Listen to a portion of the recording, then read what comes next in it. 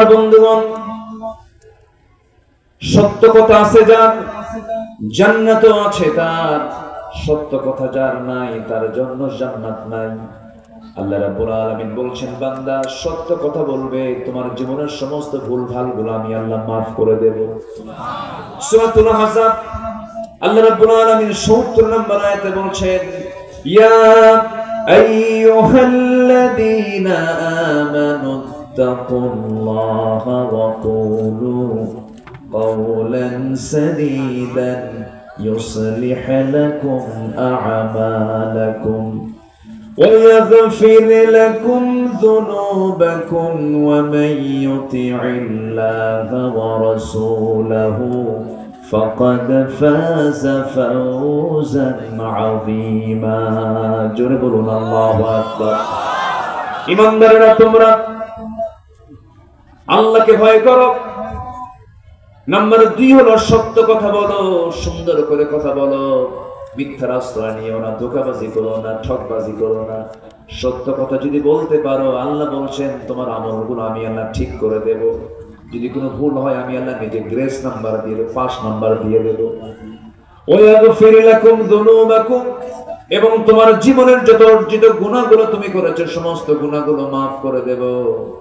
আর সাথে যদি আল্লাহর আনুগত্য, আমার আনুগত্য, নবীর আনুগত্য যদি করতে পারো, এমন সফলতা দিয়ে দেব যে সফলতা পৃথিবীর কেউ তোমাকে দিতে পারবে না। জোরে বলে সুবহানাল্লাহ। এক সাহাবী নবীর সামনে এসে দাঁড়ালেন, বলছেন, ইয়া রাসূলুল্লাহ, আমাকে শুধু একটা আমল শিখায় দেন। একটা আমলের বেশি আমি 2টা আমল করব না। রাসূল বললেন, একটা আমল যদি করতে চাও সে আমলটা শিখায় দিচ্ছি। কি? মিথ্যা কথা কমা না যাও। কি বলবা না? মিথ্যা কথা বলবা না, চলে যাও। ওই সাহাবীর ভিতরে শুরুর দিকে তার মধ্যে 3টা বদ অভ্যাস ছিল: চুরি করা, জিনা করা, মদ খাওয়া। চুরি করা, জিনা করা, মদ খাওয়া, 3টা বদ অভ্যাস ছিল। আমার নবীর সামনে সকালবেলা সাহাবী হাজির হলেন। নবীজি বললেন, সাহাবী রে, গত রাতে তুমি কিসের বোতল হাতে নিয়েছিলা? হুজুর, আল্লাহর কসম করে বলি জীবনের মদের বোতল হাতে নেব না। দ্বিতীয় দিন আবার আসছেন, রাসূল বলেন, গত রাতে সাহাবী তুমি কোন মহিলার ঘরে প্রবেশ করেছিল? হুজুর, আল্লাহর কসম করে বলি জিনার কাছে আর জীবনে যাব না। আল্লাহু আকবার বলেন। ও সাহাবী, তুমি গত রাতে কোন বাড়িতে চুরির জন্য গিয়েছিলে? হুজুর, আল্লাহর কসম করে বলি, চোখের পানি ফেলতে ফেলতে বলছেন, আপনি আসলেই বিশ্বনবী। হুজুর, কসম করে বলছি জীবনে আর চুরির কাজে যাব না, মিথ্যা কথা আর জীবনে বলবো না। জোরে বলেন সুবহানাল্লাহ।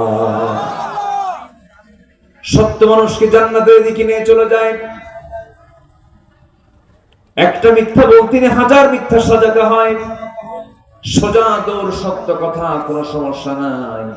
সত্য কথা বললে সমস্যা একটা হয়, কিন্তু মিথ্যা কথা বললে সমস্যা একটা না 1000টা হয়ে যায়। এই জন্য 1000 সমস্যার চাইতে সোজা একটা চরিত্র, সত্য কথা বলবো, যা আছে কপালে। আমার বন্ধুগণ, একজন সাহাবীর ভিতরে নতুন ইসলাম কবুল করেছেন, নবীর কাছে বলছেন, হুজুর সব বাদ দেব, কিন্তু আমি একটা জিনিস বাদ দিতে পারবো না। কি? জিনা বাদ দিতে পারবো না। রাসূল বলেন, জিনা তুমি করতে চাও? হ্যাঁ, জিনা করতে চাই। রাসূল বললেন, তোমার বউয়ের সঙ্গে যদি কেউ জিনা করতে আসে তুমি কি করবা বলো? হুজুর, জবাহ করব। কি করব? জবাহ করে ফেলবো। যদি তোমার মেয়ের সঙ্গে যদি কেউ জিনা করতে আসে, হুজুর আমি তাকে মানবো না, সহ্য করতে পারবো না। তোমার মার সঙ্গে যদি কেউ জিনা করতে আসে, হুজুর সহ্য হবে না। রাসূল বললেন, ও সাহাবী, তুমি যে জিনা করতে চাও, যে নারীর সঙ্গে জিনা করতে যাবে সে নারীর কারো না কারো মেয়ে, কারো না কারো মা, কারো না কারো বোন। সাহাবীর চোখের কোনা বেয়ে বেয়ে টপ টপ করে পানি পড়ছে আর বলছে, হুজুর সত্যি আপনি বিশ্বনবী, আল্লাহর কসম আজকে থেকে জিনা বাদ দিয়ে দিলাম। শুধু আইডিয়া নিতে হবে মাথায়। ভালো হবো না কেন? ভালো হতে বাধ্য হবো আমরা। আমার বন্ধুগণ, 1 নম্বর আমরা শিখে নিলাম, মিথ্যার কাছে যাব না আমরা।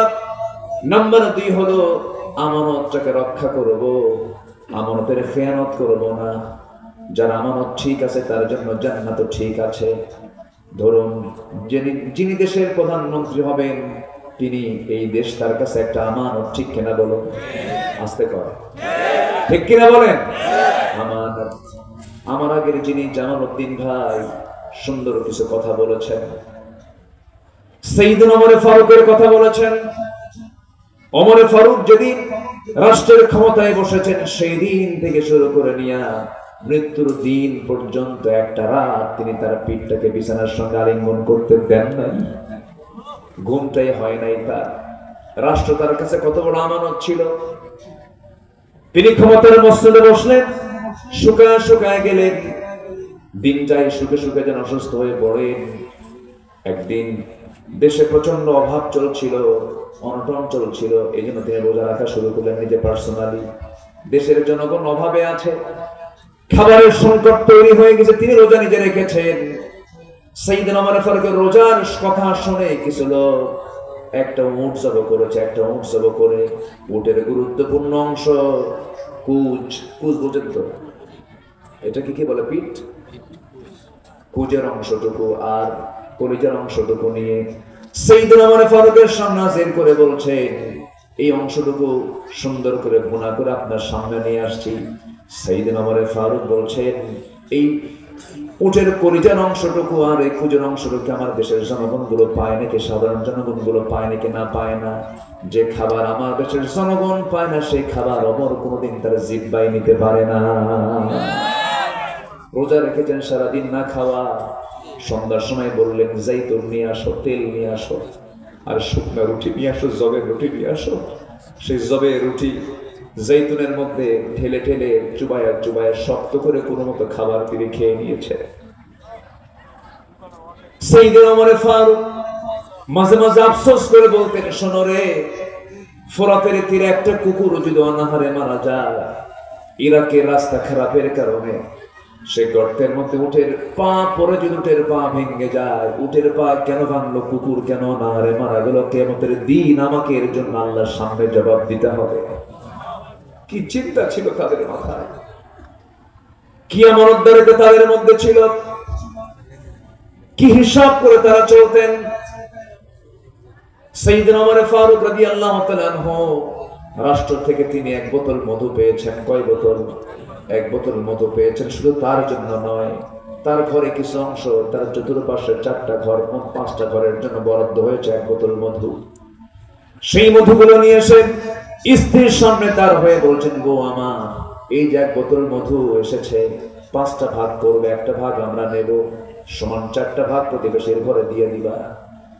স্ত্রী হাতে মধুর বোতল বন্টন, মধুর বোতলটা হাতে দেওয়ার পরপরই কিছুক্ষণ পর বলছে, স্ত্রী মন খারাপ করো না, তোমাকে মধু বন্টন করতে দেব না, সমস্যা আছে, আমি মধু বন্টনের দায়িত্ব আরেকজনকে দেব। বলেন তো, কোন স্ত্রীর সঙ্গে স্বামী যদি এমন আচরণ করে মন খারাপ হওয়ার সম্ভাবনা আছে না নাই? আসতে হয়। এই বউ নাই বাড়িতে, বউ নাই, আছে কিনা বলেন? কি বলবে আপনার বউ? কি করবে? হ্যাঁ, সংসার করবা তুমি? তুমি আমার অবিশ্বাস করো, মুখ বাঁকা করে থাকবে। বইয়ের সঙ্গে লাগে না? দেখেন সব ফেরেশতা তো, এই বইয়ের সঙ্গে লাগে না? আমারও তো লাগে, আপনার লাগে না? এই যে লাগে, ওনারও লাগে, সবারই তো লাগে, লাগে না ভাই? মুস্কি হাসি মেরে কয় লাগে, লাগবে তো, না লাগলে তো সংসার হবে না। তার মধ্যে আল্লাহ তাআলা নারীকে বানিয়েছেন সোজা হাড়ে না বাঁকা হাড়ে? বাঁকা হাড়ে। রাসূল বলেছেন, খুলিকাত মিন দিলআইন, মেয়েদেরকে সৃষ্টি করা হয়েছে বাঁকা ভাবে, বাঁকা হাড়ে তৈরি করা হয়েছে। তার একটু বাঁকা প্রবণ হয়, কিন্তু একটু মুস্কি হাসি দিলে সোজা হয়ে যায়। নিজের বউ কিন্তু অন্যের বউ না, এটা যেন মাথায় থাকে। মুস্কি হাসি দিতে হবে কি অন্যের বউয়ের সামনে, নিজের বউয়ের সামনে?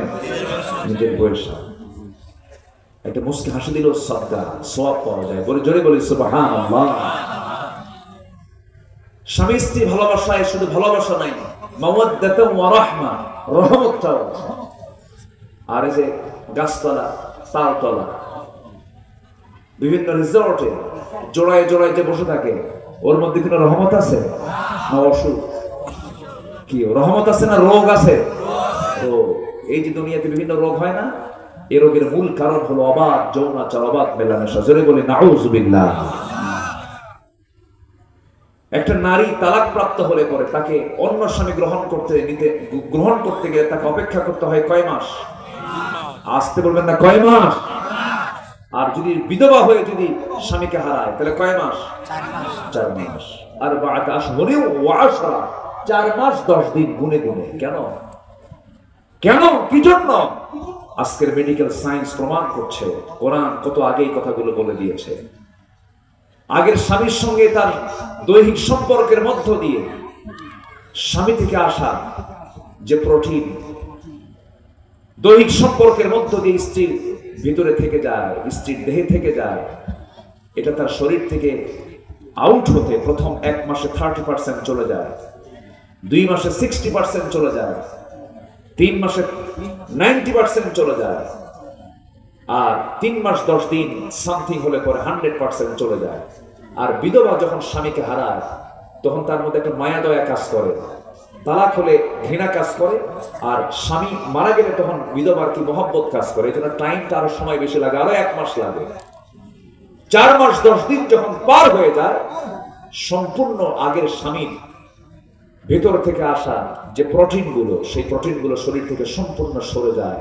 সে অন্য স্বামী যখন গ্রহণ করবে তখন সে নতুন রোগে কোনো আক্রান্ত হবে না। কিন্তু দুজন পুরুষের প্রোটিন যদি তার এক নারীর দেহে থাকে, সে নানা রোগ সৃষ্টি করবে, তার শরীরের ভিতরে দানা বাঁধবে, এবং সেখান থেকে সমাজে রোগ সৃষ্টি হয়ে সেখান থেকে মহামারী আকার ধারণ করবে। আল্লাহু আকবার বলবেন না? ইসলাম কত সুন্দর। কথা শুনবেন কি? কথা শুনতে রাজি আছেন তো নাকি? জোরে বলি ইনশাআল্লাহ। আজকে জেনা 6 লাখ চলছে। বেশ্যাবৃত্তির লাইসেন্স আমার দেশে দেওয়া হয়, আমার দেশে মদের লাইসেন্স দেওয়া হয়। আমরা এগুলো আর দেখতে চাই না, আমরা আগামীতে দেখতে চাই কোরআনের দেশ, ইসলামের দেশ। আল্লাহ কবুল করুন, জোরে বলি আমিন। যুবকরা তোমরাই পারবে, তোমরা পেরেছো, আলহামদুলিল্লাহ। আমি তো মাঝখানে হতাশ হয়েছিলাম, আমার ব্যক্তিগত চিন্তা হতো এরকম মাঝে মাঝে, যুবকরা তো শেষ, ডিভাইস পাইছে, মাদকাসক্ত, জেনা, ব্যভিচার, তারপরে কি বলে ইয়াবা, ফেন্সিডিল, কত কি দিয়ে দেশের যুব সমাজ মনে শেষ হয়ে গেছে। কিন্তু না, জাতে মাতাল তাহলে ঠিক ছিল। আল্লাহু আকবার বলেন। জায়গা মতো নখ দিয়ে দুপুর বেলার খাবার যার জন্য রান্না হয়েছে তাকে না খাওয়ায় দিয়ে নিজেরা খেয়ে ফেলছে। আল্লাহু আকবার বলেন। গণভবন সেদিন গণভবন রূপ নিয়েছে, সেদিন ব্যক্তি ভবন হয়নি, সেদিন হয়ে গেছে গণভবন, সবার ভবন। আল্লাহু আকবার। যুবকরা তোমার সাথে এখন কোরআনের রঙে রঙিন হও। সিবাকাত আল্লাহ, মান আহসানু মিনাল্লাহি সিবাকা। কোরআনের রঙে রঙিন হয়ে যাও, তোমার জীবনটা ধন্য হয়ে যাবে। তোমার পরিবারকে সাজাও, তোমার সমাজকে সাজাও, তোমার মসজিদে সাজাও, সব জায়গায় ইসলামের পরিবেশ তৈরি করো। আল্লাহ কবুল করুন, জোরে বলি আমিন। ওমর ফারুকের নাম মনে আছে তো আপনাদের? চিনেন তো সবাই? কয় নাম্বার খলিফা? কয় নাম্বার? অনেক দিন আগে এক মাহফিলে বললাম, ওমর ফারুককে চিনেন কে? সামনে থেকে এক ছেলে দাঁড়ায় বলে, হুজুর আমি চিনি। কে? আমাদের বাড়ির দোতলায় ভাড়া থাকে। ও যা বুঝছে তাই বলছে। বললাম তুমি 100তে 100 পাইছো কেন? ওর যে এলেম সে এলেম অনুযায়ী তো বলছে। সাইয়েদনা ওমর বউকে বললেন, মধুর বোতল তুমি আমাকে ফেরত দাও। একটু মন খারাপ করলেন। মন খারাপ করার পরেও সেই সময় তিনি কোনো জবাব দিলেন না। সেই বোতল নিয়ে চলে গেছেন প্রতিবেশীর ঘরে, গিয়ে বলছেন, প্রতিবেশী এই যে মধুর বোতল দিয়ে গেলাম, 5টা ভাগ করবা, 1টা ভাগ আমারে দিবা। 1টা ভাগ তিনি নিয়ে নিজের ঘরে ঢুকে বউকে সালাম দিয়ে বলছেন, বউ আমার, আমি তোমাকে খুব মহব্বত করি, খুব ভালোবাসি। ওমর ফারুকের নাম শুনলে মনে হয় নরম না গরম? নরম না গরম? দারুণ গরম। রোম পারস্য কাঁপতো। রোম পারস্য কি হতো? কাঁপতো, থরথর করে কাঁপতো। এত বড় দাপুটে নেতা ছিলেন তিনি, তার নাম শুনলে পরে রোম পারস্যের লোকগুলো থরথর করে কাঁপতো। কি অমর তিনি ছিলেন। সবাই হিজরত করেছে দিনের রাতের আধারে। সাইয়েদনা ওমর ফারুক সকালবেলা গিয়ে নবীর ঘরে, নবী নাই। আবু জেহেলকে এসে বলতেছে, আবু জেহেল, রাসূল কই? জানি না। তুই জানিস না কেন? আল্লাহু আকবার বলবেন না। তুই জানিস না কেন? তুই তো শত্রু আমার। রাসূল গেল কই? রাসূলের একটা চুল পরিমাণ ক্ষতি হলে করে ছাড়ুন না, আল্লাহু আকবার বলবেন না। শেষে উনি বললেন, যে মক্কায় রাসূল নাই সে মক্কা আমি থেকে গেলাম, যা থাকতো না, আমি চলে গেলাম মদিনায়। আল্লাহু আকবার বলবেন। কি সাহসী মানুষ তিনি ছিলেন। সেই ওমর ফারুক বইয়ের কাছে খুব নরম ছিলেন, আলহামদুলিল্লাহ বলবেন না। ওই জায়গায় নরম না হলে উপায় নাই, কোন উপায় না। এক লোক বিচারের জন্য আসছে সাইয়েদনা ওমর ফারুকের কাছে, এসে বলতেছে, জিজ্ঞাসা করবে বউ নিয়ে গন্ডগোল, বউ নিয়ে সমস্যা। এসে বসে আছে কাছারি করে, কাছারি ঘর পর্যন্ত, এখন যেটাকে বলে ওয়েটিং রুম অথবা ড্রয়িং রুম যেটাই বলেন, এখন তো সব কত কি ফাংশন হয়ে গেছে। এখন কাছারি করে বসে আছে, ভিতরে সাইয়েদনা ওমর ফারুক এবং তার স্ত্রীর মধ্যে একটা বাক বিতণ্ডা চলছে, এটা ওনার কানে গেছে। এটা দেখে ভাবলো যে কি বিচার চাবো, আর গন্ডগোল নিজের ঘরে, চলে যাচ্ছে। সাইয়েদনা ওমর ফারুক বের বলছে, এই তুমি চলে যাচ্ছ কেন? সমস্যা জানিয়ে আসছিলাম, সেই সমস্যা আপনার ঘরে। সাইয়েদনা ওমর ফারুক বললেন, কি হয়েছে সমস্যা বলো? আমার বউয়ের সঙ্গে আমার গন্ডগোল, এসে দেখে আপনার বউয়ের সঙ্গে আপনার গন্ডগোল, আপনি কি করবেন? সাইয়েদনা ওমর ফারুক বললেন, শোনো, আমার নাম শুনলে তোমার কি মনে হয়? গরম। আমার নাম শুনলে পরে আমার নাম শয়তান পর্যন্ত আসে না কাছে। যে ওমর এত গরম, সে ওমরকে ওমরের বউ এত কিছু বলছে, ওমর কোনো জবাব দিছে না, তুইও কিছু বলিস না, যা। যেরকম সুবহানাল্লাহ।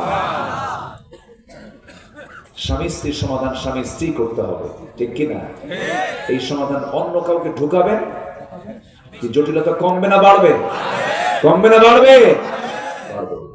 সমাধান দুজনকে নিতে হবে এবং ধৈর্য ধরতে হবে বেশি, স্ত্রীকে না স্বামীকে। আস্তে আস্তে বউরে দেখে বলেন, কে দায়িত্ব নেবে বলেন? বেশি ধৈর্য ধরবে কে? স্বামীকে ধৈর্য ধরতে হবে। আমার নবীজিও কি ম্যানেজ করেছেন দেখেন। আমার নবীজির একাধিক স্ত্রী ছিল, যার বউ বেশি তার দায়িত্ব বেশি, তার বোঝাটাও বেশি। কিয়ামতের দিন যে স্বামী তার একাধিক বউয়ের মাঝে সমতা রক্ষা করবে না, ওই সমস্ত স্বামীকে আল্লাহ রাব্বুল আলামিন হার দেহে কোনো গোশত থাকবে না, অঙ্গহানি করে কিয়ামতের দিন তুলবেন। বিয়ার একটা করে এত সস্তা নয়, খালি করে বিয়ে একাধিক করা সুন্নাত, কিন্তু ওই হাদিসটা জানে না। যদি কোনো একাধিক স্ত্রীর মাঝে যদি সমতা রক্ষা না হয়, কিয়ামতের দিন ওই সমস্ত স্বামীকে আল্লাহ রাব্বুল আলামিন অঙ্গহানি করে তুলবেন। অঙ্গ থাকবে না, হাত থাকবে, পা থাকবে না, পা থাকবে, হাত থাকবে না। আমার নবীজির 4 স্ত্রী একদিন সামনে বসে রাসূলকে বলছেন, হুজুর আমাদের মধ্যে একটা গন্ডগোল হয়েছে। কি গন্ডগোল? আপনি সত্যি করে বলুন তো, আমাদের 4 জনের মধ্যে আপনি কাকে সবচেয়ে বেশি ভালোবাসেন? বলেন তো, এই প্রশ্ন সহজ না কঠিন? শুধু কঠিন না বড় কঠিন? বড় কঠিন। রাসূল বললেন, যে প্রশ্ন করছে এই প্রশ্নের জবাব দিতে আমার সময় লাগবে, আগামীকালকে দেব, যাও তোমরা। সাইয়েদনা ওমর ফারুক করলেন কি, 8টা খেজুর হাতের মধ্যে নিলেন, 2টা করে খেজুর ভাগ করে প্রথম আম্মা জান আয়েশার ঘরে ঢুকে সালাম দিয়ে বলছেন, আয়েশা আই লাভ ইউ। কি আস্তে কর, কি বলা যায় আছে না নাই? আসতে বলবেন না, আছে না নাই? রাসূল খুব মজার রাসূল ছিলেন। যুদ্ধের ময়দান আমি কিন্তু ভাবি যখন, আল্লাহু আকবার, বিশ্ব নবী, বিশ্বের চরিত্রকার, আল্লাহু আকবার। উহুদ যুদ্ধ চলতেছে, উহুদ যুদ্ধ, দাঁত ভাঙা রাসূল, 70 জন সাহাবীর শাহাদাত। সে উহুদের প্রান্তরে রাতের বেলা একটু ফুরসত পেয়েছেন, অবকাশ পেয়েছেন, যুদ্ধ থেমে গেছে। রাসূল বলেন, আয়েশা চলো, তোমাকে টাইমই দিতে পারি না, চলো দৌড়ের পাল্লা দিই। সুবহানাল্লাহ, দৌড়ের পাল্লা দিই। আম্মা জান আয়েশা বলেন, আমি রাসূলের সঙ্গে দৌড়ের পাল্লা দিলাম। আমি তো চিকন চাকন, বয়স কম ছিল, আমার এক দৌড়ে রাসূলকে পিছনে ফেলে দিলাম। উনি কি পিছনে ফেলে দিলেন না রাসূল পিছনে থাকলেন? রাসূলকে হারাতে পারে এমন কোন মানুষ পৃথিবীতে আছে? পিছনে পড়ে গেলেন। আমার নবীজি পিছনে পড়ে যাওয়ার পরে আম্মা জান আয়েশার চেহারায় একটা আনন্দ দেখলেন, এটাই হলো হক। এটা কি বলেন? হক। আম্মা জান আয়েশা মুস্কি হাসি মেরে বলছেন, ইয়া রাসূলুল্লাহ, আমি আপনাকে হারায়া দিলাম, কিন্তু এই যে আজকে শেষ হয়ে গেল, আজকের রাত, অনেকদিন পরে ওই মদিনায় একদিন বলছে, আয়েশা ওই যে রাত্রেবেলা একদিন দৌড় মারলাম, পারি না, আজকে দেখি দৌড় মারি। সেই দিন আবার দৌড়ের পাল্লা দিলেন, পর্দার পরিবেশে রক্ষা করলেন, চিত্ত বিনোদন করলেন, দৌড় মেরে সেই দিন হারায়া দিয়া রাসূল বলছেন, আয়েশা ওই দিন যে ওই রাত্রে পরাজিত হয়েছিলাম, আজকে বিজয়ী হয়ে তার জবাবটা দিয়ে দিলাম। জোরে বলেন সুবহানাল্লাহ। কিছু কিছু স্বামী আছে বউয়ের সামনে হাসেও না, মুখ কালো করে থাকে। আছে না নাই বলেন? আছে না নাই বলেন? তো আছে না নাই? যারা হাসে না বউয়ের সামনে, ওদের বউরা মনে মনে কেউ মরবে। চিত্ত বিনোদন থাকা উচিত। কিছু লোকই আছে হাসে না, কিন্তু আছে না নাই? আছে না নাই? একটা ছিল ওই যে এক বিচারপতি শামসুদ্দিন, এই কালা তো আল্লাহ বানাইছে। এই বদমাইশ মানিক তো না, বদমাইশ এটা। এর মুখে আমি কোনোদিন হাসি দেখি নাই, মানে ওর গোটা গা শুধু রাগই শুধু। কি লাভ হলো? 2 বছর আগে আমি আব্দুল্লাহ আমিন আমার নামের তালিকা করেছি, 116 জন আলেমের তালিকা করেছিল। আমরা নাকি রাষ্ট্রদ্রোহী, আমাদেরকে গ্রেফতার করেছে, জেল খাটিয়েছে, নির্যাতন করেছে, রিমান্ডে নিয়েছে, অসভ্য অকথ্য ভাষায় গালিগালাজ করেছে। আল্লামা সাঈদীর মতো মানুষকে একটা চেয়ারের উপরে 3টা দিন 3টা রাত বসে রেখেছে, ঘুম পাড়তে দেয় নাই। এগুলো ভিতরের কথা। আমাকে যে পরিমাণ গালাগাল করা হয়েছে, কোন বৈধ মার সন্তান কখনো এরকম করে ভাষায় কথা বলতে পারে? কোথায় তোরা আজকে? সাতক্ষীরাতে আমাকে ধরা হলো, ধরে মাহফিল শেষ, ধরে নিয়ে চলে গেছে। নির্বাচনের আগ দিয়ে 2018 সালে আমাকে ধরে নিয়ে কোনো কারণ নাই জেলখানায় ঢুকায় দিল, বললো আপনি থাকেন ভিতরে, নির্বাচন হয়ে যাবে। কি কথা বলছেন? ধরার উপলক্ষ কি? নির্বাচন হয়ে যাবে। ভিতরে ঢুকলাম, ঢোকার অভিজ্ঞতা তো ছিল না। ভিতরে ঢুকলাম, ঢুকে দেখি 85 বছরের এক বুড়া মানুষ সামনে দাঁড়ানো। আমার দেখি লম্বা একখান সালাম দিয়ে বলে, হুজুর আপনি জেলখানায়? খুব খুশি হইলাম। বললাম এটা আবার কেমন কথা? ঢুকলাম জেলে, আপনি খুশি হলেন কেন? বলে যে হুজুর ওয়াজ মাহফিলে যাই, আপনার ওয়াজও শুনি, অনেক দূর থেকে আপনি ওয়াজ করেন শুনি, মুসাফা করার এত শখ, পারি না। এত সুন্দর সহজে ধরা দিলেন, এইটিকে দুঃখের সম্ভব নয়। খুব খুশি হয়ে গেছে। আল্লাহ তো সবাইকে সব জায়গায় কিছু আনন্দ দিয়ে রাখেন, তাই না? শুনে বুকটা ভরে গেল। আমি তাকে জড়ায় ধরলাম, জড়ায় ধরে বললাম, চাচা আপনি কেন এই জায়গায়? আমার তো খুব কষ্ট হচ্ছে আপনাকে দেখে। আপনি আনন্দ পাইছেন, আমার তো কষ্ট হচ্ছে। আপনি থাকবেন নাতির সাথে, না বাচ্চাগুলোর সাথে, নাতিদের সাথে খেলবেন। আপনি 85 বছর আপনি এই জায়গায় কেন? কে বাবা মামলা দিছে। কি মামলা? মামলা দিছে হলো কি মামলা? ওটা বিস্ফোরক মামলা। হ্যাঁ, বিস্ফোরক মামলা দিয়েছে। মানে উনি বুঝাচ্ছে, বাবা আমি নাকি এই বোমা মারছি, বোমা। আচ্ছা বলেন তো, 85 বছরের হাতের লোকের কি, 85 বছর বয়সের মানুষের কি হাতের ফিটনেস আছে? ও বোমা মারতে গিয়ে তোর গায়ে পড়বে। কি করে নাই তারা? সম্মানিত বন্ধুগণ, সেই শামসুদ্দিন মানিক 2 বছরে যায় নাই, পালানোর জন্য টিগুলের গর্ত খুঁজে পায় নাই। কিসের পাতা? কিসের পাতা? কলার পাতায় শুয়েছিল সিলেটে যায়। ও যাবে ত্রিপুরা হয়ে দিল্লি, কিন্তু সিলেটবাসী তার খুব আহ্বান করেছেন, খেদমত করেছেন, খুব ভালো খেদমত, বিসি শুদ্ধ আউট করছে।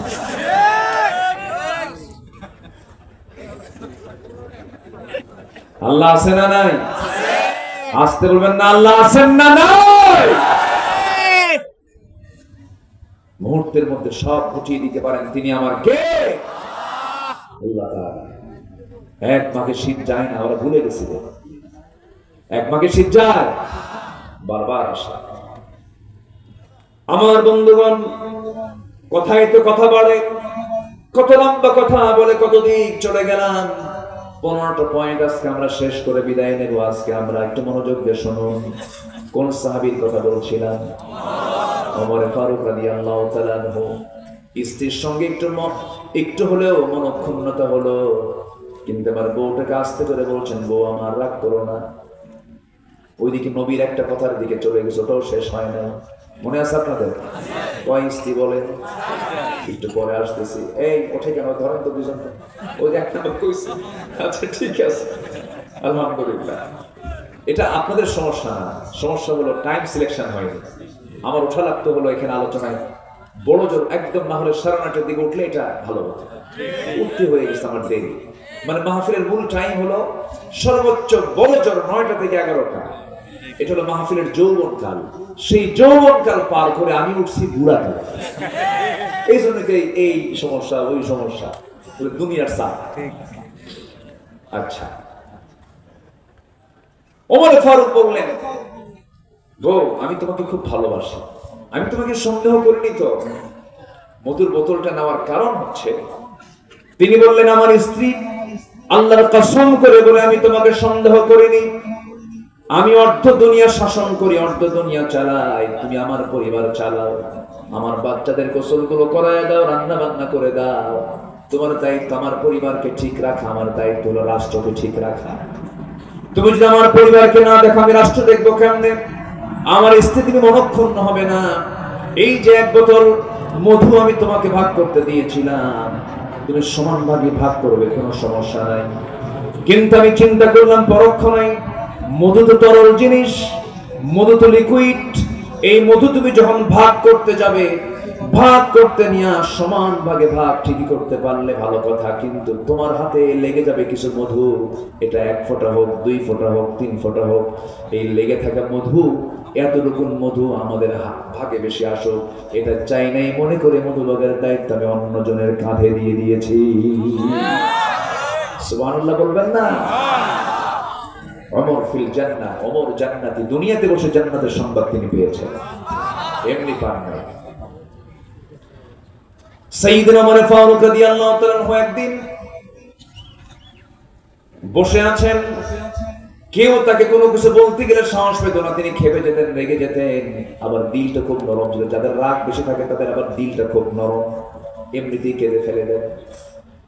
তিনি সবসময় অনড়ম্বর জীবন যাপন করতেন, আড়ম্বরতা তিনি পছন্দ করতেন না। এক একজন এক এক রকম তবিয়তের ছিলেন। তিনি কি করতেন? একই কাপড় বারবার ঘন ঘন পরতেন, মাঝে মাঝে তালিযুক্ত পোশাকও পরে ফেলতেন। পিছনে ছিঁড়ে গেছে এমন জাতীয় পোশাক তিনি পরে আছেন, কেউ তাকে বলার সাহস পায় না। উম্মাহাতুল মুমিনিন দুজনকে সাহাবীরা জানান দিলেন, একটু বলেন, আপনারা বললে ওমর ফারুক শুনবেন। দুজন স্ত্রী, দুজন নবীর স্ত্রী, একজন হচ্ছেন আম্মা জান হাফসা রাদিয়াল্লাহু তাআলা আনহা, যিনি ওমর ফারুকের মেয়ে, আরেকজন আম্মা জান আয়েশা সিদ্দিকা রাদিয়াল্লাহু আনহা। দুজন মিলে বলছেন, আমিরুল মুমিনিন, এটা রিপোর্ট এসেছে কি গোটা দুনিয়ার সমস্ত কূটনীতিকরা, বড় বড় রাজা বাদশারা আপনার সঙ্গে সাক্ষাৎ করতে আসে। আপনি একজন শাসক, আপনি একজন খলিফাতুল মুসলিমিন, একটু হলে উন্নত জীবন যাপন করা দরকার। জুব্বার পিছনে সেনা দেখা যায়, তালিযুক্ত দেখা যায়, একটু উন্নত জীবন গ্রহণ করলে ভালো হয়। ওমর ফারুকের চক্ষুটা লাল হয়ে গেছে, খেপে গিয়ে বলছে, আমার কলিজার টুকরা মেয়ে হয়ে তুমি এমন করে কেমন করে বললে কথা? ওই হাফসা, তুমি কি সেই রাতের কথা শুনে গেছো? সেই রাতের কথা ভুলে গেছো যে রাত্রে আমার নবীজি বিছানার চাদর না পায় জুব্বাটাকে চাদর বানায় জুব্বার উপরে গোটা রাত কাটিয়ে দিয়েছে?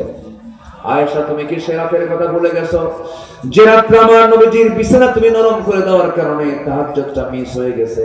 রাসূল বলেছেন, আয়েশা, এমন করে বিছানা নরম করে দিবা না, আমার বিছানা শক্ত করে রাখবা। বিশ্বনবী যদি তার আসন থেকে যেমন সিম্পল জীবন যাপন করতে পারে, তোমরা আমাকে কি নসিহত করছো? আল্লাহর কসম করে বলি, ওমরের পোশাক দেখে কাফের মুশরিকরা ভয় পায় না, কাফের মুশরিকরা ভয় পায় হলো ওমরের তাকওয়া দেখে। জোরে কোন সুবহানাল্লাহ, জোরে বলি আল্লাহু আকবার। আমার ভাইরা, কি ব্যক্তি তিনি ছিলেন, কি আমানতদার ছিলেন! আমানতদারিতার জ্বলন্ত প্রমাণ ছিলেন সাইয়েদনা ওমর ফারুক রাদিয়াল্লাহু তাআলা আনহু।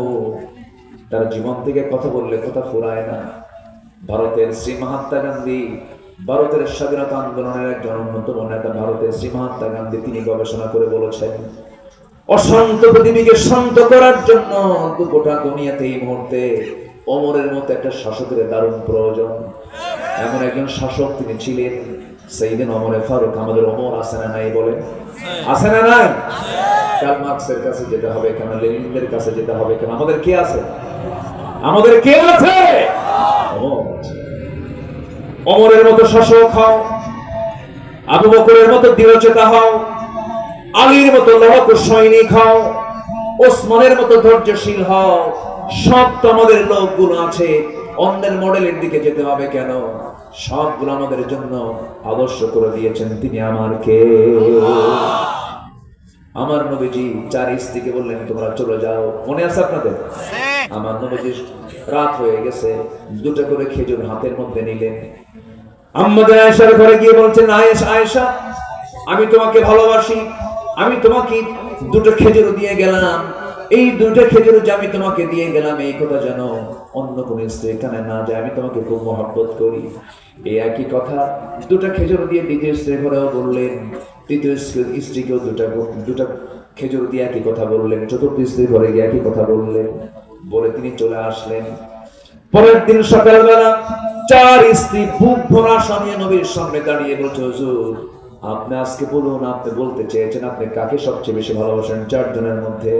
আমার নবীজি বললেন, গত রাত্রে আমি যাকে লুকোচুরি করে 2টা খেজুর দিয়ে আসছি আমি তাকেই সবচেয়ে বেশি ভালোবাসি। জোরে বলি সুবহানাল্লাহ। কি ব্যালেন্স, কি ভারসাম্য ছিল, বলি আল্লাহু আকবার। সন্তান সবাইকে এক চোখে দেখতে হবে, এটাও বাবার দায়িত্ব। কিছু বাপ আছে আমানতের খেয়ানত করে এক সন্তানকে বেশি লিখে দেয়, আরেক সন্তানকে মাহরুম করে। আছে না? আমানতের খেয়ানত করা যাবে না। আমানত নিয়ে কথা বললে ঘন্টার পরে ঘন্টা কথা আসবে। স্বামীর কাছে বউ আমানত, বউয়ের কাছে স্বামী আমানত। স্ত্রীর সকল সৌন্দর্য বরাদ্দ হবে কয় পুরুষের জন্য? কয় পুরুষের জন্য? কিন্তু আজকের মেয়েরা যে রাস্তায় সুন্দর করে সাজগোজ করে যায় তাদের কি এক পুরুষ না, গোটা সমাজ। কি বলেন? ওরা সাজে কি স্বামীর জন্য না সবার জন্য? জাতির জন্য সাজে। এটা করা যাবে না। স্বামীর কাছে স্ত্রী হলো আমানত, স্ত্রীর কাছে স্বামী হলো আমানত। বউকে সাথে নিয়ে চলবেন, আপনার চোখের হেফাজত হবে। বউ হলো ইমানের পাহারাদার। আমি প্রায় এই কথাটা বলি, কোথাও সফরে যাবেন বউকে সাথে নিয়ে যাবেন। বউকে সাথে নিয়ে গেলে পরে দেখবেন কোনো গন্ডগোল হবে না, কোনো চোখের ফিতনা হবে না, চোখের কোনো গুনাহ হবে না। হয়তো আপনার বউ পাশে আছে, আপনি ইজি বাইকে চলেছেন, গাড়িতে চলেছেন, সামনে চলতে নিয়ে হঠাৎ করে আপনার নজরটা কোনো পরনারীর দিকে চলে গেছে, পর মহিলার দিকে আপনি একটা নজর দিয়েছেন। একটা নজর আপনি দিয়েছেন, হয়তো 20 সেকেন্ড 30 সেকেন্ড চেয়েছিলেন। এই চেয়ে থাকলেন, এই দৃশ্য যদি আপনার বউটা যদি সামনে দেখতে পায় ওই সময় কিছু হবে না। কিন্তু যখন বাড়িতে ফিরবেন, বাড়িতে ফেরার পরে যখন আপনি সন্ধ্যার সময় আস্তে করে ডাক দিয়ে বলবেন, সুইটি এই দিকে আসো, তোমার সুইটি ছায়া থাকবে আরেক দিকে। মোবাইলে কি হয়েছে? খুব চেষ্টা করছে থামানোর জন্য, এক মুশকিল তো। মোবাইল এক দারুণ ডিস্টার্ব। রাত 3টার দিকে একদিন ফোন দিছে আমাদের এক মহিলার কণ্ঠ, পাশে আমার বউ শুয়ে আছে। কথা কি বুঝতেছেন? তো এখন মহিলার কণ্ঠ, হঠাৎ একটা রং ফোন হয়ে গেছে, মাঝে কি বলে ভুলে রং নাম্বার। হ্যাঁ রং নাম্বার। তো ফোন দিয়ে বলতেছে, তুমি কেমন আছো? আমি কই কেমন কথা বললাম যে আপনি কে বলছেন? আবার তুমি আমাকে এরকম করে কথা বলছো? আরো কথা বাড়া। পাশে ভাবতেছি বউ কি ঘুমাচ্ছে কি? কি কথা কি বুঝতেছেন? মুশকিল। পরে বললাম যে আপনি তো ভুল করতেছেন, আপনি মনে হয় কোথাও একটা ডিজিট ভুল করেছেন। সরি। পরে কেটে দিচ্ছে। মোবাইল মসজিদের মধ্যে ঢুকে মোবাইলও যায়, মোবাইল ওয়ালাও যায়, সেট বন্ধ করে না। কত আওয়াজ আছে না? আছে না? নাই? খুব ডিস্টার্ব, এটা সমস্যা। যাই হোক, তাহলে বউটাকে সাথে নিয়ে চললে বিপদ না নিরাপদ? বিপদ না নিরাপদ? আর গার্লফ্রেন্ডে চললে বিপদ, মহাবিপদ। কিন্তু আজকে তো অবাধে চলছে, সব অবাধে চলছে না? চোখের সামনে আমরা দেখতেছি না এগুলো? দেখতেছি না বলেন? কলেজ ক্যাম্পাসে, ভার্সিটি ক্যাম্পাসে আমরা এগুলো দেখছি। আমরা কিচ্ছু বলছি না, দেহ হাত লাঠি দিয়ে পিটায়া শাসন করা দরকার। জেনা চলছে, যুবকরা এগুলো করতে দিবা না, এগুলো প্রতিবাদ করো, সুন্দর সম্পর্ক গড়ে তোলো, পিছনের দরজা দিয়ে যাবা না। গার্লস স্কুলের সামনে যে কিছু যুবক আছে ইতিমের মতো বসে থাকে, মানে বাপও নাই মাও। এগুলো করার সময় আছে তোমার? এগুলো করবা কেন? নিজেকে প্রতিষ্ঠিত করো, নিজেকে যোগ্য করে গড়ে তোলো। বিয়ের প্রয়োজন সামনের দরজা দিয়া প্রস্তাব দিয়ে ফেলো বাবার সামনে, ঠিক কিনা? লুকোচুরি করো কেন? ওয়ালা মুত্তাখিদি আখদান ওয়ালা মুত্তাখিদাতি আখদান, এগুলো কেন? আল্লাহ তুমি সবার যুবকদের চরিত্র তুমি আল্লাহ সাইয়্যিদিনা ইউসুফের মতো করে দাও, জোরে বলি আল্লাহুম্মা আমিন। কিন্তু সমাজ নষ্ট হওয়ার পিছনে কিছু নষ্ট মহিলা আছে, আছে না নাই? বলেন তো, আছে না নাই? কিছু নষ্ট মহিলা আছে, সমাজ নষ্ট করে ফেলে। দেখবেন আবার কিছু স্বামীও বদমাইশ আছে, বউটাকে আমানত মনে করে না। সুন্দরী বউ পরপুরুষকে দেখাতে খুব পছন্দ করে, পরিচয় করে দেয়, জানো এটা আমার মিসেস। আছে না এরকম? আছে না? বউ দেখায়। আবার শুধু এরকম করে না, হোন্ডায় চড়ায় R15 লেটেস্ট ভার্সন, যার প্যাসেঞ্জার সিট 3 তলা আর ড্রাইভিং সিট আন্ডারগ্রাউন্ড। আছে না এরকম? আছে না? রুচিও তো থাকা দরকার, কোন হুন্ডাটা চলেও রুচিবোধ তো থাকা দরকার। নিচতলায় থাকে হলো স্বামী, আর 3 তলায় বসায় দেয় হলো বউ। বসায় দিয়া দাম দিল, বউটাকে বললো সাজু সুন্দর করে, ঠোঁট লিপস্টিক যা কিছু আছে, গালে গুলে একদম আটা ময়দা যা আছে সব লাগে, চুল টুল ছেড়ে দিয়া লাল একখান শাড়ি পরে অর্ধলগ্ন হয়ে হোন্ডায় চললো। হোন্ডার আওয়াজ তো কম, আওয়াজটা বানান যায় কেমনে? ওই পাইপ যেদিক দিয়ে ধোঁয়া বের হয়, সিলিন্ডার আউট। এখন হোন্ডার আওয়াজ না হেলিকপ্টারের আওয়াজ? কি হবে? হোন্ডা বড় দিকে স্টার্ট মারা যায়, এক টান দিল জামগড়া টু একদম চন্দ্রা পর্যন্ত, এক টানে জাতিকে বুঝাইয়া দিল বউটা তোমরা সবাই দেখো। সন্ধ্যার পর, সন্ধ্যার আগ দিয়ে ছবি একখান তুলে 16 Pro Max আইফোন দিয়ে, যেন ছবিতে যেন কোনো কালিমা না থাকে, ফোন টোন দিয়ে ছবি টবি তুলে ফেসবুকে আপলোড দিল এবং লিখলো, টাইটেল লিখলো, প্রিয় ফেসবুক বন্ধুরা আসুন আমার বউটাকে সবাই মিলে জামাতের সাথে দেখি।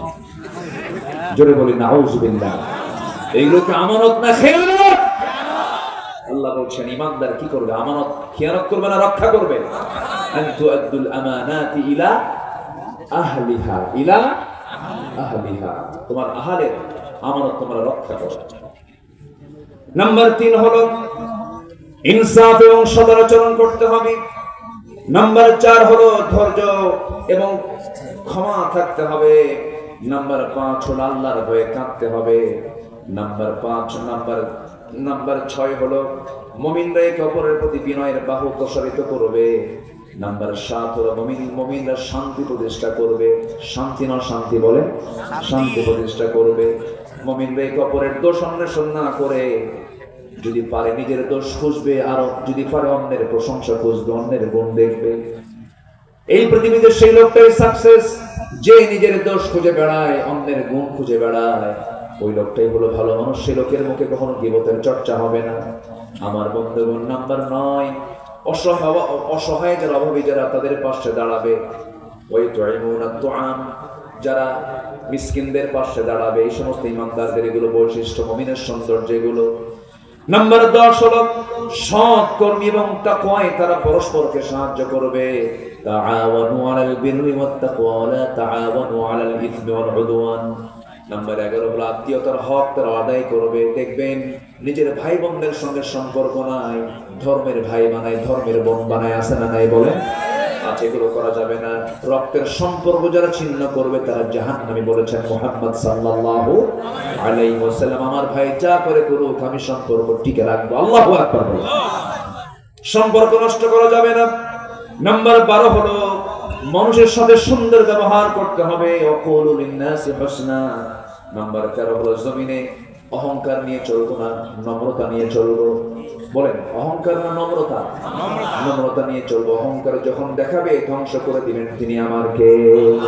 শুধু বলছে রাজাকারের নাতিপুতিরা চাকরি করবে, কয় নাই কয় নাই। এটা কি নম্রতার কথা না অহংকারের কথা? কিসের কথা বলেন? অহংকার কিসের? মুহূর্তের মধ্যে শেষ করে দিয়েছে। আমরা নম্র হব, জোরে বলি ইনশাআল্লাহ। আপনি কত টাকার মালিক হয়েছেন? আপনি কি ওই কি বলে শব্দদের চাইতে বেশি কিছু হয়েছেন আপনি দুনিয়াতে? শব্দ কল্পিত জান্নাত বানিয়েছিল, সব ধ্বংস করে দিয়েছেন। তিনি কে? কে কে বলেন কে? কিচ্ছু না। মুহূর্তের মধ্যে আল্লাহ তাআলা দুনিয়ার সবকিছু আপনার কাছ থেকে ছিনতাই করে নিতে পারে, এমন ক্ষমতা আছে কার? আসতে বলবেন না কার? যারা দুঃসময় আল্লাহর পথে খরচ করে, সুসময় আল্লাহর পথে খরচ করে, এবং রাগ চূড়ান্ত আসার পর সে রাগকে নিয়ন্ত্রণ করে যারা, এগুলো হচ্ছে মুমিনদের সৌন্দর্য। বলি আল্লাহ, রাগকে আমরা নিয়ন্ত্রণ করবো, জোরে বলি ইনশাআল্লাহ। যার রাগ আছে তার কি সংসার হবে? সংসার হবে না। রাগের মাথায় বুড়ে তালাক দেয়, সকালে আবার বিকেলে দেয়, আবার বিকেলে তালাক দেয়, আবার সকালে দেয়। এরকম কিছু বদমাইশ কিছু স্বামী আছে না? বলো, সবসময় তালাক দেয়। এক মহিলা একদিন আমার ফোন দিয়েছে, ফোন দিয়ে বলে, হুজুর আমার স্বামী দিনে 2 বার তালাক দেয়। আপনি আসেন কেন? হুজুর আমি আসি, বাচ্চা কাচ্চা আছে, বুঝি না, কিন্তু তালাক দিলে থাকা যাবে না। বেকুব কিছু আছে। স্বামী দুবাই, বউ দেশে, ভিডিও করে ফোন দিয়ে দিতে, বইয়ের মানে ভিডিওর মধ্যে রাগারাগি, কথার মধ্যে রাগারাগি করে দিলাম তোর 100 টাকা। কত তালাক দিছে? 100 তালাক দিয়া পরে আবার ফোন দিয়ে বলে, হুজুর কাম তো সারছি, আমি মার্ডার করছি, কি 100 তালাক দিছে। আর কি করছেন? বলে, হুজুর আমার শাশুড়িও তালাক দিয়েছে। তারা তালাক দিচ্ছে, শাশুড়িও তালাক। কেন? হুজুর শাশুড়ির উপর রাগটা বেশি, ওর প্যাঁচ লাগে। এগুলো কোন কথা? এগুলো আচরণ ইমানদার কখনো দেখাতে পারে না। নাম্বার 14 হলো, জীবনের সকল জায়গায় আল্লাহকে হাজির নাজির মনে করতে হবে, ভয়ে ভয়ে থাকতে হবে। আমার সমস্ত আমলগুলো, সমস্ত কার্যক্রমগুলো যিনি সবচেয়ে স্পষ্ট করে দেখছেন, তিনি আমার কে? আসতে বলবেন না, তিনি আমার কে? এই চরিত্রগুলো যদি কোনো বান্দার জীবনে থেকে যায়, সেই বান্দার জান্নাত পেতে বেশি বেগ পেতে হবে না। আমল করে খেয়ানত করব না আমরা, হক নষ্ট করব না আমরা, কোন হক লঙ্ঘিত কোন গুনাহ করব না। আল্লাহর হক হলো 5 ওয়াক্ত নামাজ পড়া। কয় ওয়াক্ত নামাজ পড়া? 5 ওয়াক্ত নামাজ পড়বেন। কারা কারা একটু হাত তুলে দেখান তো দেখি, জোরে বলি ইয়া আল্লাহ। আমাদেরকে 5 ওয়াক্ত সালাত আদায় করার তৌফিক তুমি আল্লাহ দিয়া দাও। জোরে বলি আমিন। আরো জোরে আমিন, আরো জোরে আমিন। নমস্কার হক, পিতামাতার হক আছে না? আছে কি না? বাপ মাকে ভাত দেয় না এমন সন্তান বুঝি বাংলাদেশে নাই? আছে? কেন? এই বসেন, ভাইজান ভাইজান আসেন, দোয়া করি। অনেক রাত করেছে, আলোচনা চলুক, আলোচনা চলুক, হুজুর মরুক। অনেক সুন্দর আপনারা, বলি আলহামদুলিল্লাহ। মন চাচ্ছে আরো বলি কথা, অনেক কথা ছিল, কিন্তু রাত তো গভীর হয়ে যাচ্ছে। অনেক ভালো মানুষ আপনারা, আল্লাহ তুমি সবাইকে কবুল করো, জোরে বলি আমিন।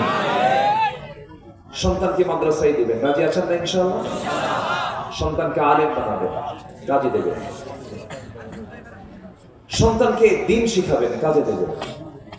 এই যে বাপ মাকে ভাত দেয় না, এগুলোর মূল কারণ হচ্ছে দিন না থাকা, না বোঝা, না জানা।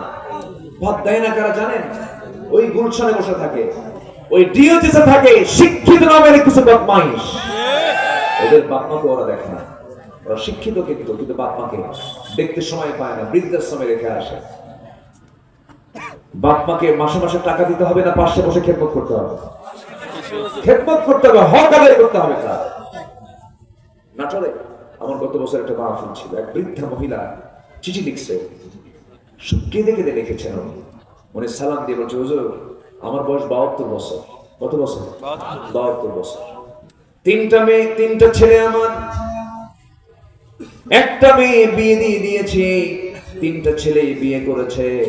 3 ছেলের ঘর আমার ঘরের চতুর্পাশে তারা থাকে। ওদের বাড়িতে 3 বেলায় রান্না বান্না হয়, রান্নার গন্ধগুলো আমার নাকে এসে ধাক্কা খায়। আর আমি বুড়া বয়সে একা রান্না করি, হুজুর আপনি দোয়া করবেন যেন আমার সন্তানদের কলিজা যেন নরম হয়, দিলটা যেন নরম হয়। 3 সন্তান মিলে এক মাকে ভাত দিতে পারে না, অথচ ওই 3 সন্তানকে এক মা এক হাড়িতে 3 জনকে একসঙ্গে খাওয়ায় দিয়েছেন, ঠিক কিনা? আর এরকম পোড়া কপাল বউ আছে, এমনটা করা যাবে না। মার মুখটা হলো আইন। একটা বিচারপতি চেয়ারে বসে যদি একটা ফাঁসির আসামিকে যদি বেকসুর খালাস দিয়ে দেয়, কেউ কিছু বলতে পারবে না, তার মুখের কথাটা একটা আইন হয়ে যায়। তেমনি একটা মা সন্তানের জন্য হচ্ছে একটা আইন। মা মুখ থেকে যে কথা বের করে সেই কথাই অমূল হয়ে যায়। সবার কম বেশি জানা আছে সাহেবে জুরাইজ নামে একজন আল্লাহওয়ালা মানুষ ছিলেন। তার মা জুরাইজ আল্লাহওয়ালা ব্যক্তিটা নামাজের মধ্যে তিনি ছিলেন, সেজদার মধ্যে ছিলেন। তার মা পিছন থেকে সে বারবার ডাকতেছিল, সেই ডাকে তিনি সাড়া দেন নাই। তিনি সেজদার মধ্যে ছিলেন বলে ভাবছিলেন সেজদা দিচ্ছি, নামাজ পড়তেছে, এখন মার ডাকটা শুনবো না, সেজদা দেব। সেজদাটাকে বেশি প্রাধান্য দিয়ে যখন নামাজ না ছেড়ে যখন মার ডাকটা যখন সাড়া দিলেন না, মা একটু রাগ করেছেন। মা খেপে গিয়ে রেগে গিয়ে বৃদ্ধা মা বলে ফেলেছেন, আমার জুরাইজের কপালে তুমি একটা অনিষ্ট দিও, একটা খারাপ নারীর নজর না পড়া পর্যন্ত আমার সন্তানের মৃত্যু দিবা না। এই জাতীয় একটা রাগ করে কথা বলে ফেলেছেন। আল্লাহর দরবারে সেই বদদম মঞ্জুর হয়ে গেছে। জগৎ ধন্য এলাকার সবচেয়ে শ্রেষ্ঠ একজন আল্লাহওয়ালা মানুষ সাহেবে জুরাইজ, সহিহ বর্ণনা বনি ইসরাঈলের ঘটনার মধ্যে এগুলো এসেছে, রাসূল নিজে বর্ণনা করেছেন। সেই মহিলার এই দোয়া যখন কবুল হয়ে গেছে, বদদোয়াটা আল্লাহর দরবারে মঞ্জুর হয়ে গেছে, সাহেবে জুরাইজের কোনো প্রশ্ন আসে না, তার বিরুদ্ধে অভিযোগ আসলো। একজন মহিলা বলে ফেললো, আমার যে পেটের সন্তান পৃথিবীতে এসেছে এটা ওই জুরাইজের সন্তান, জুরাইজের সঙ্গে আমার জিনা হয়েছে। যেরকম নাউযুবিল্লাহ। এই একটা অভিযোগ যখন আসলো, শহরের সমস্ত লোকজন এসে তাকে গালিগালাজ করা শুরু করলো। হারে, যাকে এত বড় বুজুর্গ মনে করতাম সে কত জঘন্য মানুষ। তাকে গালিগালাজ পর্যন্ত দিতে লাগলো, গালমন্দ করতে লাগলো। এক পর্যায়ে সাহেবে জুরাইজ বললেন, ওই মহিলাকে ডেকে আনো। ডেকে আনা হলো। বলা হলো ওই বাচ্চাটাকে ডেকে আনো। ডেকে আনা হলো। সাহেবে জুরাইজ সঙ্গে সঙ্গে বলে ফেললেন, উপস্থিত জনতা আমি প্রশ্ন করবো এই সন্তানকে প্রশ্ন করা হলো, সন্তান তুমি বলো তো তোমার তোমার তোমার নিজের পিতাটাকে, তোমার প্রকৃত পিতাটাকে। সঙ্গে সঙ্গে ছোট্ট বাচ্চার জবান থেকে বড় মানুষের মতো আওয়াজ বের হয়ে এসেছে। পৃথিবীতে 3 জন নারী, 3 জন শিশু দুনিয়ায় কথা বলেছে, 3 জন শিশু নবজাতক মার পেট থেকে বের হয়ে কথা বলেছে। এর মধ্যে বনি ইসরাঈলের এই শিশুটা জবাব দিচ্ছে সঙ্গে সঙ্গে, আমার বাবা হচ্ছে ওই এলাকার একজন রাখাল। ওই এলাকার একজন রাখাল। সাহেবে জুরাইজ নিষ্কৃতি পেয়ে গেলেন। কিন্তু মাঝখান থেকে যে এত বড় একটা বিপদ আসলে, একটা বাবা চাপিয়ে দেওয়া হলো তার পিঠের উপরে, তার জীবনের উপরে। সম্পূর্ণ কার মায়ের কার বদদোয়া বলেন? কার বদদোয়া? এই জন্য মার মুখ থেকে কোনো অযাচিত কথা যেন মুখ থেকে না বের হয়, আপনার সামনে একদম মেসাকার হয়ে যায়। এই জন্য মা এবং বাবা তারা সম্মানের পাত্র। আমরা সর্বোচ্চ সম্মানটুকু দেবো। জোরে বলি ইনশাআল্লাহ। জোরে বলি ইনশাআল্লাহ। গোটা দুনিয়ার সমস্ত আলেম দোয়া করুক আপনার জন্য, যতটুকু না গুরুত্ব আসবে মায়েরটা বলবে আপনার জন্য দিল থেকে দোয়া, আরশ আজিম লেগে যাবে। আল্লাহু আকবার। আল্লাহ তুমি মার হক আদায় করার তৌফিক সবাইকে দিয়ে দাও। জোরে বলি আমিন। আরো জোরে আমিন। অনেক কথাই বলে ফেলেছি আজকে, তা করলেন না তো? আসুন আমরা দোয়া করি। দোয়া করবেন না তাহলে আমি চলে যাই। এত সুন্দর মানুষ বলি আলহামদুলিল্লাহ। না, অনেক রাত হয়েছে। আমার আগামীকালকে মাহফিল বেশি দূরে না, মাত্র পাবনা, খুব কাছে না, কোন ভাবনা ছাড়াই। পরের দিন মাহফিল বেশি দূরে না, মাত্র সিলেট। আমাকে তো সব দেখি খেয়াল করতে হবে। যতটুকু হয়েছে আমরা একটু জোরে বলি আলহামদুলিল্লাহ। জোরে বলি আলহামদুলিল্লাহ। তাহলে আজকে ফার্স্ট মেসেজ হচ্ছে আমরা মিথ্যা কথা বলবো না। রাজি আছি তো ইনশাআল্লাহ? এবং সত্যবাদীদের সঙ্গে থাকবো। জোরে বলি ইনশাআল্লাহ। আমাদের খেয়ানত করবো না। জোরে বলি ইনশাআল্লাহ। কোনো হক লঙ্ঘিত কোনো গুনাহ করবো না। জোরে বলি ইনশাআল্লাহ। আমরা বসেন সবাই। মাহবুব সাহেবের একটু কথা আমরা শুনবো, আপনি বলবেন, একটু সালাম দিবেন, এরপর আমরা দোয়ার দিকে যাবো। তিনি হচ্ছেন সভাপতি। বলেন তো কি সভাপতি? সভার তিনি হচ্ছেন লিডার। তো সভাপতি যে পদে আছেন, গুরুত্বপূর্ণ পদ এটা। তো ওনার কথা না বললে তো বেমানান এটা। আগে আপনারা বলতে দেননি। এটা কোরআনের আবেগে, কিসের আবেগে বলেন তো?